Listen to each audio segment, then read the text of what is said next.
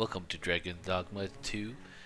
Unfortunately, we've had some technical issues setting up the game to stream on Twitch and having the desktop audio not come through, as well as a couple other host of issues with the game itself. So as the intro plays to the game, I will explain everything that I've ran into so far. I wish I've spent more time on the character creation. I did with my pawn to make Aslan, but for me, I just rushed through it in this and I did not like my character coming out on the other side.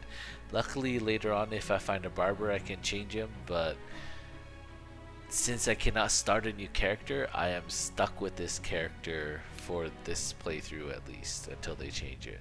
So word to the wise, spend your time on the character creation. Make a character that you would love to play all the way through and see in all the cutscenes. Cause man, looking at my character, jeez, it hurts. Also, touching on the subject of only having this character, you cannot make a new character right now. Even though it's a single player game, unless you maybe go into the actual files and delete the save file itself, there's no option for you to create a new character or to have a new Arisen come out. So all the choices you make, everything that you start off with, it will be set in stone in this playthrough, I guess. I also want to talk about the key bindings. The key bindings that come pre-programmed are pretty weird and pretty unnatural to a PC gamer. So I had to rebind the keys and rebind a lot of the things, and I still will tinker with it a bit more because a lot of it is very unnatural feeling. So you're gonna have to customize it to yourself and just spend that time practicing and then using it and then changing it over and over again until you get it just right before you can start feeling the immersion.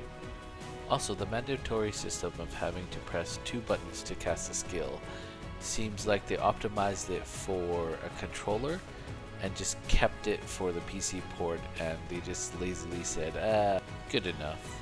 We don't need to cater it towards the PC keyboard and mouse group. So that's going to take a lot of getting used to, and I think this would be one of the first AAA games that I've played in a while that barely gave a consideration to the keyboard and mouse crew over console and controller. Another thing that everybody seems to be surprised about is the microtransactions masquerading as DLCs on the Steam. Now that is creative, and I never would have thought something like that could happen, but hey, there it is. That's where they're, for a full prepaid single player game, it's a bold move for sure. Other than that, my playthrough so far with about 2 hours in was pretty smooth. The graphics ran really well at 60 FPS. It looked really gorgeous, but I fiddled with the settings for quite a long time to make it run right and look right. So with 2 hours in, would I recommend the game? I would say wait and see. If they fix it to where your single player game can have your new character, can start over a new character, can play a hardcore run where, okay, you died, you can wipe out your character and just start over again. Just something usually set for a single player game, you know? Anyways, this first episode is going to be a highlight of what I've played, what I tested, and what I've learned. And then the next episode coming up will be a gameplay and play along. First things first, you know what we got to test? We got to test the fall damage, and we got to test how, if you can land in the water, you know? Geronimo.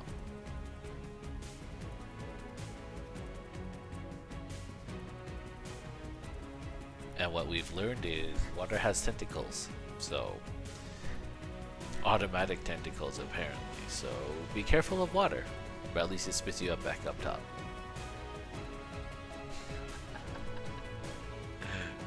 Jeez. Tentacles out of nowhere?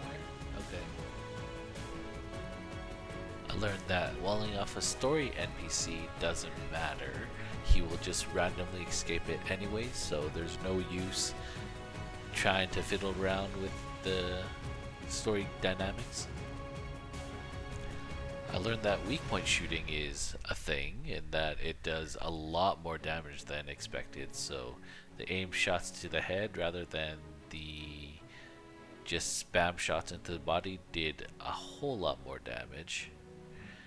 Just grabbing rocks and tossing it does a decent amount of damage, so throwing things, especially probably from higher platforms and altitudes, would deal a lot more damage.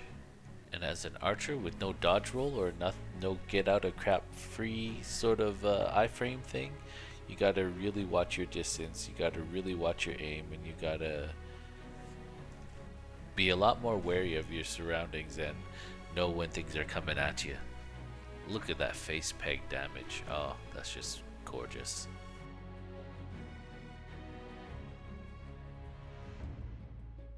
Met my beloved pawn Aslan and started taking him around, and he is just as strong as I thought he would be. Very proud of him. Only thing that I did not expect is how sassy the characters can be. But he's got something to say one way or another. And they'll high five you and have some interactions, so that's super cool. You learn the vocation system and how to set up your skills. Definitely the core skills and weapon skills are super handy and sort of mix and match however you like it. It's interesting and it'll definitely take a bit of getting used to. I do like the more that you play the build, the more DCP you earn, then the more skills you get out of it, so seems like a good circle. Learned that not sheathing your weapon in town acts as a threatening manner towards the watch and the NPCs around, so definitely put them away if you want to try to do any sort of transaction, or don't and wipe them out. Up to you.